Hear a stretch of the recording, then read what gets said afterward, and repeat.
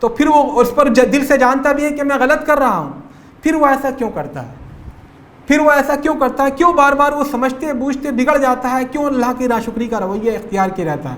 قرآن فرماتا ہے وَإِنَّهُ لِحُبِّ الْخَيْرِ لَشَدِيدٌ، بے شک انسان اپنے رب کی نعمتوں کو پانے کے باوجود ناشکری کا رویہ اس لیے اختیار کرتا ہے کیونکہ اس کی فطرت میں ڈال دیا گیا ہے خیر کی محبت کو، وہ اپنے لیے خیر پانا چاہتا ہے۔ کَلَّا إِنَّ الْإِنسَانَ لَيَطْغَىٰ أَن رَّآهُ اسْتَغْنَىٰ، انسان اس وقت طاغوت بن جاتا ہے، اس وقت سرکش بن جاتا ہے، نافرمان بن جاتا ہے جب وہ اپنے آپ کو بے نیاز سمجھنے لگتا ہے کہ مجھے کسی کے سہارے کی ضرورت نہیں، مجھے رسول کی رہنمائی کی ضرورت نہیں، مجھے خدا کی ہدایات کی ضرورت نہیں، میں خود اپنے من کا خدا ہوں۔ أَرَأَيْتَ مَنِ اتَّخَذَ إِلَٰهَهُ هَوَاهُ، کیا تم نے دیکھا اس شخص کو جس نے اپنی خواہش نفس کو، اپنی نفسانیت کو ہی اپنا خدا بنا لیا؟ جب انسان اپنی غلامی میں مبتلا ہو جاتا ہے تو پھر وہ سماج کی غلامی بھی کرنے لگتا ہے، سوشل کسٹم کی غلامی کرنے لگتا ہے۔ وہ کہتا ہے کذالک ما وجدنا علیہ آباءنا، ہم نے تو اپنے باپ داداؤں کو اسی طرح عمل کرتے پایا، ہم تو یہی کرتے رہیں گے۔ ہمیں آپ کتنی معقول بات بتا دیجئے، دین کے تعلق سے کتنی چشم کشا بات بتا دیجئے، آخرت کے کتنے ہی بڑے عذاب کی دھمکی دے دیجئے، ہم کریں گے وہی جو ہمارے سماج میں چلا آ رہا ہے۔ پھر جب وہ انسان اس رویے پر آ جاتا ہے تو پھر وہ دوسرے لوگوں کی غلط چیزوں میں نقالی کرتا ہے، نقش قدم پر چلنا چاہتے ہیں، کبھی امریکہ کے، کبھی روس کے، کبھی کسی فلم اسٹار کے، کبھی کسی بڑے کرکٹر کے، حالانکہ وہ اچھی طرح جانتا ہے کہ اس کا کیا فائدہ ہوگا۔ اگر اس کی دیکھا دیکھی میں اپنے کپڑے پھاڑ کر پہنوں گا، اپنی جینس پھاڑ کر پہنوں گا تو اس سے مجھے کیا فائدہ ہوگا؟ لیکن انسان یہ کرتا ہے اور کہتا ہے یا لیت لنا مثل ما اوتی قارون، کاش ہمارے پاس بھی ویسے ہی پیسہ ہوتا، ویسے ہی مال و ثروت ہوتی، ویسے ہی دولت ہوتی جیسے قارون کے پاس بے پناہ دولت ہے۔ تو انسان جب نافرمانی پر آتا ہے، ناشکری پر آتا ہے، اپنے آپ کو بے نیاز سمجھنے لگتا ہے۔ ایسا نہیں ہے کہ وہ اللہ کی اطاعت سے خارج ہو جائے تو کسی دوسرے کی اطاعت نہیں کرنی، وہ خود اپنے نفس کا غلام بن جاتا ہے، سماج کا غلام بن جاتا ہے، بگڑے ہوئے انسانوں کا غلام بن جاتا ہے، ان کے نقش قدم پر چلتا ہے۔ کوئی کعبے کا پرستار، کوئی بت پہ فدا، ڈھونڈ ہی لیتا ہے انسان خدا ایک نہ ایک۔ تو یا تو کعبے کا پرستار بننا ہوگا یا بت پہ فدا ہونا ہوگا۔ انسان ایسا نہیں کہ کسی سب سے بے نیاز ہو کر زندگی گزار لے، وہ کسی نہ کسی کو آئیڈیل بنائے گا، کسی نہ کسی کو نمونہ بنائے گا۔ تو یہ دنیا کی محبت جب اس کے دل میں داخل ہو جاتی ہے، گھر کر جاتی ہے، تو وہ جانتے بوجھتے کہ میں غلط کر رہا ہوں لیکن پھر بھی یہ کرنے لگتا ہے۔ اس لیے قرآن نے فرمایا سورہ کہف میں قل هل ننبئکم بالاخسرین اعمالا الذین ضل سعیهم فی الحیاۃ الدنیا وهم یحسبون انهم یحسنون صنعا، کیا ہم تمہیں بتائیں، کہہ دیے ان سے، کیا ہم تمہیں بتائیں ان لوگوں کے بارے میں جو اپنے عمل کے لحاظ سے انتہائی خسارے میں رہے، نقصان میں رہے؟ یہ وہ لوگ ہیں جو الذین ضل سعیهم فی الحیاۃ الدنیا، جو دنیا کی زندگی میں جن کی ساری محنتیں، ساری صلاحیتیں، ساری کاوشیں، ساری جد و جہد لگتی رہی اور وہ یہ سمجھتے رہے کہ وہ بہت اچھا کر رہے ہیں لیکن ان کا کیا ہوا بیکار ہوا۔ تو جب انسان اللہ کی نعمتوں سے کے تعلق سے سرد مہری اختیار کر لیتا ہے تو اس کا رویہ ناشکری کا ہو جاتا ہے، اور اس ناشکری کے رویے میں سر فہرست کی وجہ ہوتی ہے کہ انسان زیادہ سے زیادہ خیر پانا چاہتا ہے، طاغوت بن کر جینا چاہتا ہے۔ اللہ کے رسول نے فرمایا لو کان لابن آدم وادی من ذهب لابتغى ان يكون له واديان ولو كان له واديان من ذهب لابتغى ان يكون له ثلاثه ولا يملا فاه الا التراب ويتوب الله على من تاب۔ اور ابن آدم کو اگر ایک وادی بھر کر سونا مل جائے تو ایسا نہیں کہ اس کا پیٹ بھر جائے گا، وہ کہے گا نہیں مجھے دوسری وادی ملنی چاہیے، اور جب 2 وادی اس کو سونے کی مل جائیں تو ایسا نہیں کہ اس کا پیٹ بھر جائے گا، نہیں وہ کہے گا 3 وادی میری سونا بھر کر ہونی چاہیے۔ اور اس کی جو حرص و ہوس کا جو منہ پھولا ہوا ہے کتے کی طرح، جو اس کی جیبھ نکلی ہوئی ہے، اس کے منہ کو اگر بھر سکتی ہے تو قبر کی مٹی۔ اور اللہ تعالیٰ ہر توبہ کرنے والے کی توبہ قبول کرتا ہے۔ قرآن فرماتا ہے الہاکم التکاثر حتی زرتم المقابر، تمہیں ایک دوسرے سے زیادہ آگے بڑھنے کی فکر نے غافل کیے رکھا زندگی کے اصل مقصد سے، یہاں تک کہ تم پہنچ گئے قبر میں۔ اللہ کے رسول نے فرمایا للفقر اخشى علیکم ولکن اخشى علیکم ان تبسط علیکم الدنیا کما بسطت علی من کان قبلکم فتنافسوها کما تنافسوها فتہلککم کما اہلکتہم۔ اللہ کے رسول نے امت مسلمہ کے افراد کو مخاطب کر کے کہا مجھے تمہارے بارے میں غریبی کا، افلاس کا، قلاشی کا اور غربت کا اندیشہ نہیں ہے، لیکن مجھے اندیشہ ہے تمہارے اوپر اس بات کا کہ دنیا تمہارے اوپر کھول دی جائے گی جیسے کہ تم سے پہلی امتوں کے اوپر کھول دی گئی تھی۔ فتنافسوها، پھر تم بھی اس میں دوڑ لگانے لگو گے، ایک دوسرے سے آگے بڑھنے کی فکر میں اپنی زندگیاں صرف کرنے لگو گے۔ جیسے کہ پچھلی امتوں نے کیا، فتہلککم کما ہلکتہم، پھر یہ دنیا تمہیں بھی ایسے ہی ہلاک کر ڈالے گی جیسے کہ پچھلی قوموں کو ہلاک کیا۔ تو میرے دوستوں اور ساتھیوں، یہ دنیا کی محبت انسان کی نظر میں مبغوض نہیں ہے، بری نہیں ہے، اگر یہ اعتدال سے ہو۔ دنیا اگر جیب میں ہے مستحسن ہے، لیکن دنیا اگر دل میں ہے تو یہ اللہ کے نظر میں کوئی اس کی حیثیت نہیں۔ لو کانت الدنیا تعدل عند اللہ جناح بعوضۃ ما سقى کافرا منها بشربۃ، اللہ کے رسول نے فرمایا اگر یہ پوری دنیا اللہ رب العزت کی نگاہ میں ایک مچھر، غور کریے گا، ایک مچھر کے پر کے برابر بھی ہوتی تو اللہ تعالیٰ کسی ناشکرے کو، کسی کافر کو اس کے پانی کا ایک گھونٹ نہ پینے دیتا۔ اللہ کی نظر میں کوئی حیثیت نہیں اس دنیا کی۔ الدنیا ملعونۃ اور ملعون ما فیہا الا ذکر اللہ وما والاہ وعالما او متعلما، دنیا ملعون ہے اور اس کی ہر چیز ملعون ہے سوائے اس کے کہ جو اس سے اللہ کی یاد دہانی ہو، یا یاد دہانی سے متعلق کوئی باتیں ہوں، یا علم حاصل کرنے والا ہو، یا علم سکھانے والا ہو۔ تو میرے دوستوں اور ساتھیوں، اللہ کے رسول نے اس امت کو، ہم کو اور آپ کو سب کو باخبر کر دیا تھا کہ یوشک ان تداعی علیکم الامم کتداعی الاکلۃ علی قصعتها قالوا امن قلۃ یومئذ نحن یا رسول اللہ قال لا بل انتم کثیر ولکنکم غثاء کغثاء السیل واصابکم الوہن قالوا وما الوہن یا رسول اللہ قال حب الدنیا وکراہیۃ الموت۔ آپ نے فرمایا اے مسلمانوں، قریب ہی وہ زمانہ آئے گا کہ ان پر امتیں ایسے ٹوٹ پڑیں گی جیسے بھوکے لوگ دسترخوان پر ٹوٹ پڑتے ہیں۔ کوئی کہتا ہے کہ میرے لیے فلاں پلیٹ لاؤ، کوئی روٹی پر چمٹتا ہے، کوئی بریانی پر چمٹتا ہے، ایسے ہی تمہیں لوگ نانے یخما سمجھ کر ٹوٹ پڑیں گے اور تمہیں ہڑپ کر جانا چاہیں گے۔ قالوا من قلۃ یومئذ نحن یا رسول اللہ، تو صحابہ کرام نے پوچھا اے اللہ کے رسول کیا اس وقت ہم بہت تھوڑے ہوں گے؟ کیا ہماری کمی کی وجہ سے، ہماری قلیل تعداد کی وجہ سے اس طرح دشمن ہم پر ٹوٹ پڑیں گے؟ قال لا، آپ نے فرمایا نہیں، بل انتم کثیر، تمہاری تعداد بہت زیادہ ہوگی، ولکنکم غثاء ان کا غثاء السیل، لیکن تم کوڑا کرکٹ کی طرح ہوگے، تم سیلاب کے اوپر بہنے والے کوڑے کرکٹ کی طرح ہوگے جس کا کوئی وزن نہیں ہوتا، جس کی کوئی حیثیت نہیں ہوتی۔ کوڑا کرکٹ اگر سوکھا ہو تو کم از کم اسے آگ لگا کر آدمی ہاتھ تاپ لیتا ہے، لیکن وہ کوڑا کرکٹ بھی ہو اور سیلاب کے منہ پر بھی بہہ رہا ہو اور اس میں پانی میں بھیگا ہوا بھی ہو، اس کے کوئی فائدہ نہیں ہوتا۔ تو ایسی تمہاری کوئی حیثیت نہیں ہوگی، تمہارا کوئی فائدہ نہیں ہوگا۔ وجہ کیا ہوگی؟ وَأَصَابَكُمُ الْوَهْنُ، تمہارے اندر وہن کی بیماری پیدا ہو جائے گی۔ صحابہ کرام نے پوچھا وَمَا الْوَهْنُ یا رسول اللہ، اے اللہ کے رسول صلی اللہ علیہ وسلم یہ وہن کی بیماری کیا ہے؟ آپ نے فرمایا حب الدنیا و کراہیت الموت، تمہارے اندر وہن کی بیماری کا مطلب یہ ہے کہ تمہارے اندر دنیا کی محبت پیدا ہو جائے گی اور موت سے تم نفرت کرنے لگو گے۔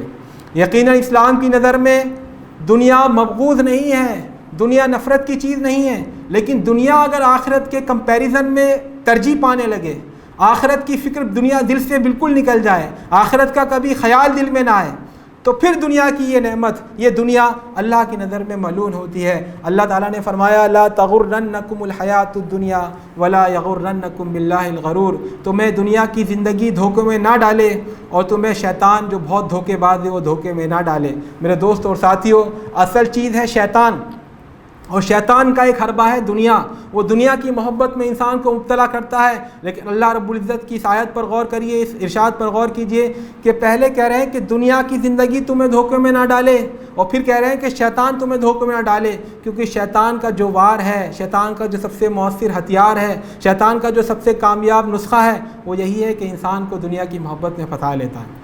تو دنیا کی محبت میں جب انسان گرفتار ہو جاتا ہے تو اپنے مالک کی نعمتوں کو بھول جاتا ہے، وہ اپنے نوکروں کے ساتھ تو نوکروں کے متعلق تو یہ مطالبہ کرتا ہے، یہ توقع کرتا ہے کہ میرے وہ وفادار ہوں گے، لیکن اللہ رب العزت نے جس نے اس کے اوپر نعمتیں کی ہیں، اس کو وجود بخشا ہے، اور جس کا وہ نوکر ہے، بندہ ہے، خادم ہے، غلام ہے، اس کے تعلق سے اس کا رویہ ویسا بالکل نہیں ہوتا جیسا رویہ وہ اپنے نوکروں سے چاہتا ہے۔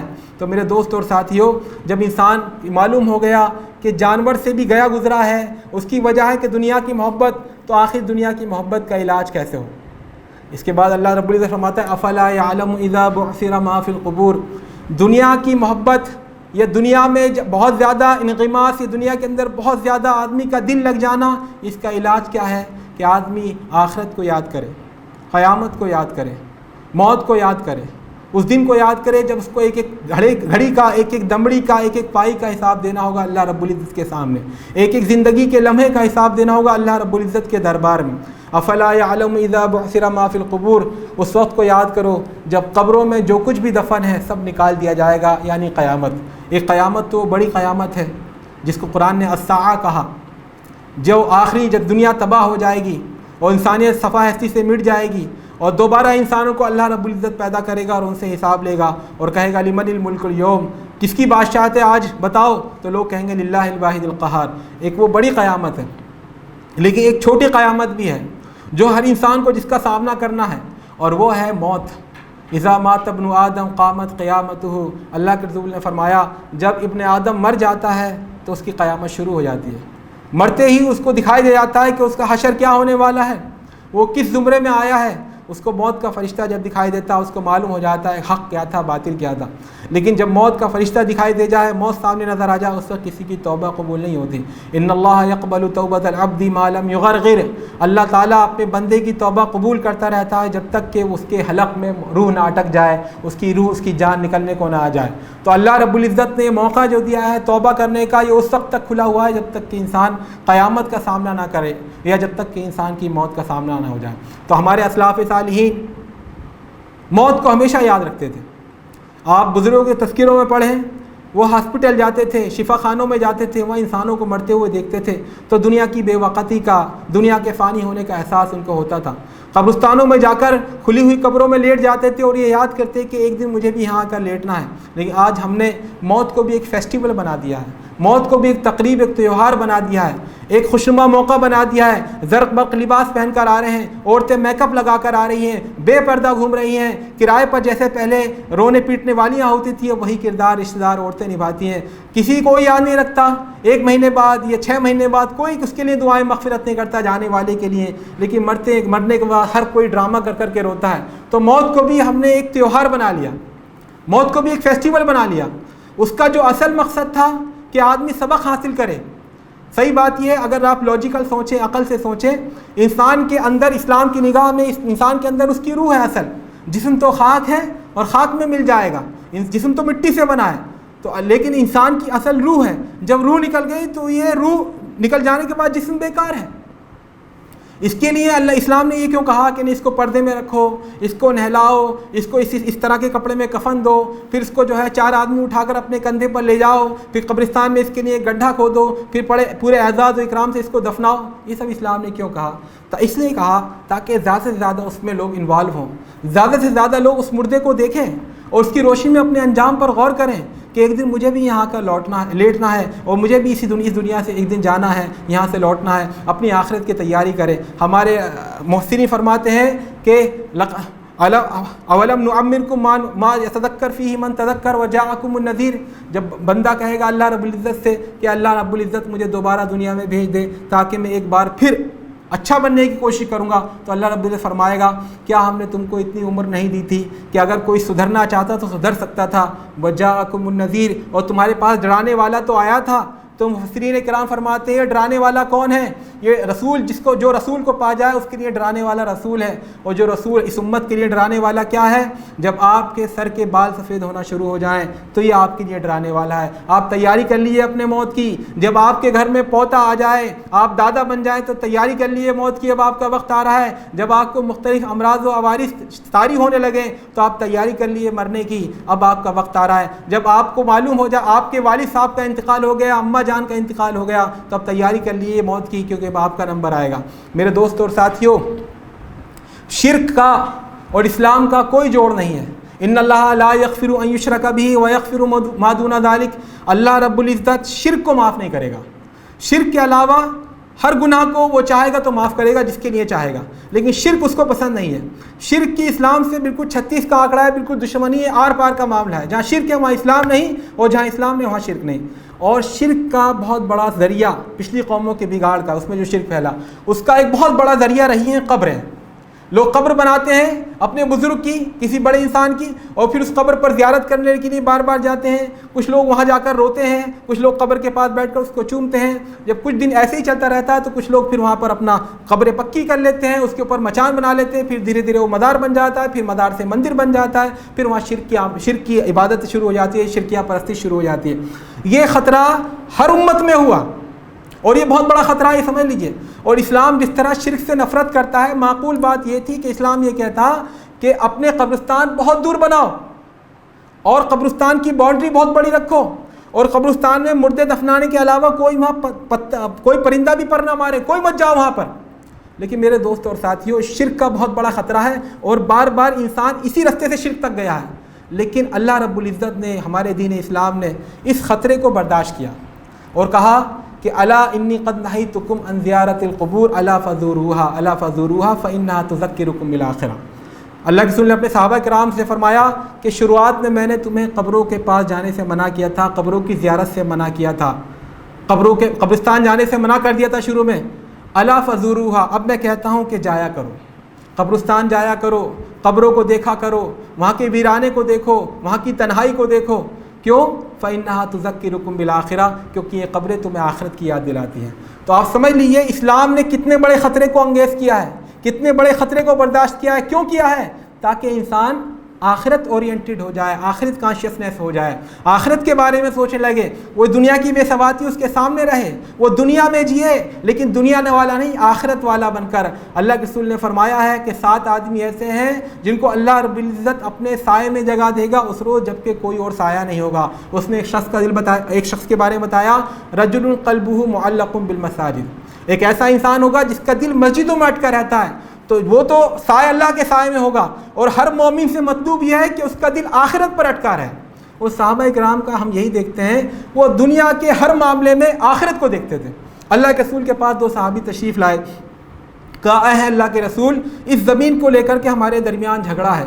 یہ کہتے ہیں کہ یہ میری زمین ہے، وہ میں کہتا ہوں یہ میری زمین ہے. دونوں کے پاس گواہ نہیں ہے، دونوں کے پاس ڈاکومنٹ نہیں ہے، کوئی ثبوت نہیں ہے. اللہ کے رسول نے فرمایا کہ دیکھو میں فیصلہ تو تمہارے درمیان کر دوں گا تمہارے بیانات سن کر کے، لیکن یہ جان لو اگر میں کوئی ایسا فیصلہ کر دوں یہ زمین کس کی نہ ہو اس کی ہو، اور میں تمہارے حق میں فیصلہ کر دوں تو یہ ضروری نہیں کہ زمین تمہاری ہوگی کہ میں نے فیصلہ کر دیا، بلکہ اگر میں کسی کے حق میں غلطی سے غلط فیصلہ کر دوں تو وہ اس کو نہ لے، کیونکہ یہ اس کے گلے میں ایک آگ کا ٹکڑا ہے، وہ چاہے تو اس کو گلے میں ڈالے چاہے تو اتار کر پھینک دے. یہ سن کر دونوں صحابہ کرام نے کہا اللہ کے رسول ہمیں زمین نہیں چاہیے، یہ فلاں صاحب کو دے دیجیے. ہر ایک کہنے لگا کہ مجھے نہیں چاہیے، دوسرے والے کو دے دیجیے. تو اللہ کے رسول نے کہا دونوں لینے کو تیار نہیں. تو اللہ کے رسول نے فرمایا کہ ایسا کرو تمہارے لڑکے اور لڑکی ہیں ان کی شادی کر دو اور یہ ان کو بچوں کو ہو جائے گی، دونوں کے لیے ہو جائے گی. تو میرے دوست اور ساتھیوں صحابہ کرام کو آپ دیکھیں کہ ان کی زندگی ہمیشہ آخرت کے لیے تھی. دنیا میں رہتے تھے لیکن آخرت والے بن کر رہتے تھے. اس کا مطلب یہ نہیں کہ دنیا سے غافل ہو جائیں، دنیا میں کھائیں کمائیں نہ، دونوں اسی دنیا میں جیتے رہیں. کافر کی پہچان کے آفاق میں گم ہے، مومن کی پہچان کے گم اس میں ہے آفاق. مومن بھی اسی دنیا میں رہتا ہے، اسی بازار سے سودا سلف لاتا ہے، اسی بازار میں کاروبار کر کے کماتا ہے، اسی طرح محنت کرتا ہے، اسی طرح کھاتا پیتا ہے، لیکن بس اس کے سوچنے کا انداز بدل جاتا ہے، اس کے غور و فکر کرنے کا انداز بدل جاتا ہے، اس کی صلاحیتیں، اس کی توانائیاں، اس کی قوتیں تمام اللہ کے لیے ہو جاتی ہیں. تو یہ آخرت کی یاد دہانی، یہ زندگی آخرت اورینٹڈ، یہ اللہ کو بہت مطلوب ہے. افلا یعلم اذا بعثر ما فی القبور. انسان کو دنیا کی محبت کا جو دھوکہ ہے، جو الجھاوا ہے، جو فریب ہے، اس کو توڑنے کے لیے بہت ضروری ہے کہ انسان موت کو یاد کرے. اللہ کے رسول سے بڑھ کر حکیم اور دانا کون ہوگا؟ آپ نے فرمایا اکثروا ذکر حازم اللذات اکثروا ذکر الموت. لذتوں کو توڑ دینے والے، لذتوں کا مزہ توڑ دینے والی چیز کو خوب یاد کیا کرو، اور وہ کون ہے؟ وہ موت. موت کو جب آدمی یاد رکھے، مولانا علی میں رحمۃ اللہ علیہ فرمایا کرتے تھے آج کے زمانے کا ولی ہے، آج کے زمانے کا ولی ہے 2 شخص، 2 بات بتا دیتے ہیں. جس شخص کے اندر بھی 2 میں سے کوئی ایک بات ہو جائے وہ آج کے زمانے کا ولی اور متقی ہے. ایک وہ شخص جو بے ضرر بن جائے، جس کی ذات سے کسی کو نقصان نہ پہنچے، اس کو پہنچتا رہے دوسروں سے نقصان. اگر کوئی اپنے آپ کو اس طرح بنا لے کہ اس کی ذات سے کسی کو نقصان نہیں پہنچے گا، چاہے دوسرے اس کو نقصان پہنچاتے رہیں، وہ آج کے زمانے کا ولی ہے. اور دوسرے فرمایا کرتے تھے جو آج کھڑے کھڑے جس موقع پر بھی اس سے کہا جائے وہ کہتے ہیں ہاں میں مرنے کے لیے تیار ہوں، مجھے دنیا سے کوئی طلب نہیں ہے، کوئی شکوہ نہیں ہے، کوئی شکایت نہیں ہے، کوئی ارمان نہیں ہے، کوئی الجھاوا نہیں ہے، آج میرا رب مجھے بلا لے میں تب مطمئن ہوں، تو آج کا ولی ہے۔ یہ کہنے کی ضرورت نہیں کہ میں ولی ہوں کہ آپ ولی ہیں، ہم میں سے ہر آدمی اپنے گریبان میں جھانک کر دیکھے ہم کہاں کھڑے ہیں۔ میں نے ابھی جو آپ سامنے آیت پڑھی، بل الانسان علی نفسہ بصیرہ ولو القی معاذیرہ، انسان خود اپنے آپ کو جانتا ہے وہ کیا کر رہا ہے، وہ اندر سے کیا ہے، چاہے دنیا کو بیوقوف بنا لے، عذر پیش کر کر، بہانے پیش کر کے، تسلو کر کے، لیکن انسان اپنے آپ کا خود نگراں ہے۔ کفا بنفسک الیوم علیک حسیبا، قرآن بتاتا ہے کہ قیامت کے روز اللہ رب العزت ہر انسان سے کہے گا لو تم اپنا حساب خود چیک کرو، آج تم اپنے حساب کے لیے کافی ہو، تو انسان اپنے حساب کے لیے کافی ہے۔ افلا یعلم اذا بعثر ما فی القبور وحصل ما فی الصدور، اور اس روز سینوں میں جو کچھ بھی چھپا ہوا ہے وہ سب سمیٹ کر سینت کر نکال کر باہر لا دیا جائے گا۔ سینے میں نہ جانے کتنی ناجائز خواہشات، نہ جانے کتنی ناتمام آرزوئیں، نہ جانے کتنے ناپورے ہو چکے ارمان، نہ جانے کتنے کینہ، حسد، کپٹ، دھوکہ، نفرت، بغض، عداوت، ایک دوسرے کے خلاف سازشیں، کوششیں، ناجائز جذبے، کیا کیا بھرا ہوا ہے۔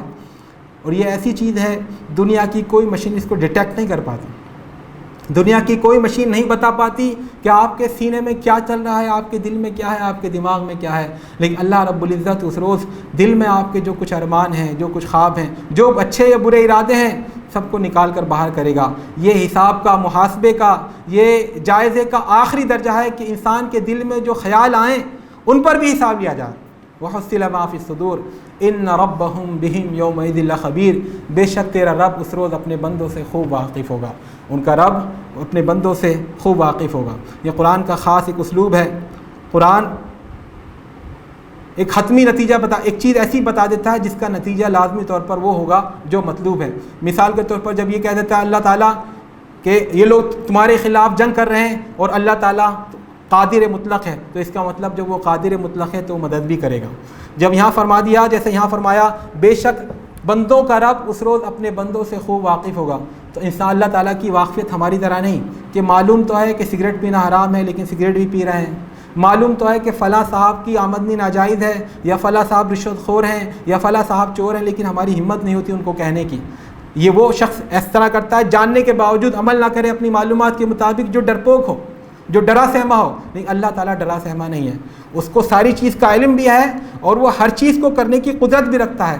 تو اللہ رب العزت اپنے بندوں سے خوب باخبر ہوگا، مطلب باخبر نہیں، وہ اس باخبری کے مطابق ان کا حساب بھی لے گا۔ اس روز ایک ایک چیز کا حساب دینا ہوگا۔ اللہ رسول صلی اللہ علیہ وسلم ایک بار صحابہ کرام کے ساتھ تشریف فرما تھے، لوگوں نے کہا آج گرمی بہت ہے اللہ کے رسول، چلیے ابو طلحہ رضی اللہ تعالیٰ عنہ کے باغ میں چلیں، وہاں کچھ کھجور کھائیں، وہاں ٹھنڈا پانی ہے وہاں پئیں۔ آپ صلی اللہ علیہ وسلم صحابہ کرام کے جلوم میں وہاں گئے اور وہاں پہنچے تو سب نے، حضرت ابو طلحہ خوش ہوئے اور انہوں نے اپنے باغ کے کھجور لا کر دیے، سب نے کھجور لے کر جیسے ہی منہ میں رکھنا چاہا تو اللہ کے رسول نے فرمایا صحابہ اے میرے ساتھیوں غور کر لو، اس نعمت کے بارے میں بھی اللہ تعالیٰ تم سے حساب لے گا، لَتُسْأَلُنَّ يَوْمَئِذٍ عَنِ النَّعِيمِ، ایک ایک نعمت کا تمہیں حساب دینا ہوگا۔ تو یہ تھا اللہ کے رسول کا انداز تربیت، یہ تھا اللہ کے رسول کی راہ سلوک، کس طرح وہ اپنے صحابہ کرام کو تیار کرتے تھے، ایک ایک چیز میں ان کو یاد دلاتے تھے ان کی زندگی امانت ہے، ان کے جو لمحے جو گزار رہے ہیں، جن نعمتوں سے وہ بہرہ مند ہو رہے ہیں، جو چیزیں وہ کھا رہے ہیں، جو مشروبات وہ پی رہے ہیں، ان سب چیز کا ان کو حساب دینا ہوگا۔ اور یہی تربیت ہے جو آج مطلوب و مقصود ہے۔ تو میرے دوستوں اور ساتھیوں، یہ صورت بہت جامع صورت ہے، اس میں جانوروں کی مثال دے کر اللہ رب العزت نے کانٹرسٹ پیدا کیا ہے، ایک توازن پیدا کیا ہے، ایک مقابلہ یا تقابل کیا ہے کہ دیکھو اے انسان، تم اپنے جانوروں کو دیکھو، تم ان کے لیے چند دن کے لیے کچھ کھانے پینے کا انتظام کر دیتے ہو تو تمہارے لیے کس طرح تم پر جان نثار کرتے ہیں، لیکن ایک طرف ہم ہیں، ہم نے تمہیں کیا نہیں دیا، نعمتوں سے تم کو ڈھانپ رکھا ہے، لیکن تمہارا رویہ ہمارے تعلق سے ناشکری کا ہے، کفران نعمت کا ہے، ناشکر گزاری کا ہے اور سرکشی اور عناد کا ہے۔ اور پھر اللہ تعالیٰ نے بتایا کہ تمہارے اس رویے کی غلطی خود تم پر بھی واضح ہے اور تم اس پر خود گواہ ہو، لیکن پھر بھی تم دنیا میں ڈوبے رہتے ہو۔ اور دنیا سے بچنے کا، دنیا کے دھوکے سے بچنے کا، شیطان کے دھوکے سے بچنے کا علاج یہ ہے کہ انسان موت کو یاد رکھے، آخرت کی زندگی کو ہمیشہ اپنے مطمع نظر بنائے رکھے اور ہمیشہ اپنی نگاہوں کے سامنے رکھے، اور اس بات کو سامنے رکھے کہ اللہ رب العزت ایک دن میرا ہر چیز کے بارے میں مجھ سے میری ہر چیز کا حساب لے گا۔ اور جب اس کو آدمی ذہن میں رکھتا ہے تو اس کی زندگی میں انقلاب ہو جاتا ہے، اس کی زندگی میں تربیت آ جاتی ہے، تربیت پیدا ہو جاتی ہے، اور وہ جیسے کہ اللہ رب العزت نے کہ تزکیہ اس کے اندر پیدا ہو جاتا ہے۔ تو میرے دوستوں اور ساتھیوں، یہی صورت کا پیغام ہے کہ انسان اپنے آپ کو پہچانے، انسان اپنا تقابل کرے جانوروں کے ساتھ کہ کیا میں اپنے رب کا اتنا وفادار بھی ہوں جتنا کہ جانور میرے سے ہی میرا وفادار ہے۔ اقول قولی ھذا واستغفر اللہ لی ولکم ولسائر المسلمین فاستغفروہ انہ هو الغفور الرحیم۔ جزاکم اللہ خیر۔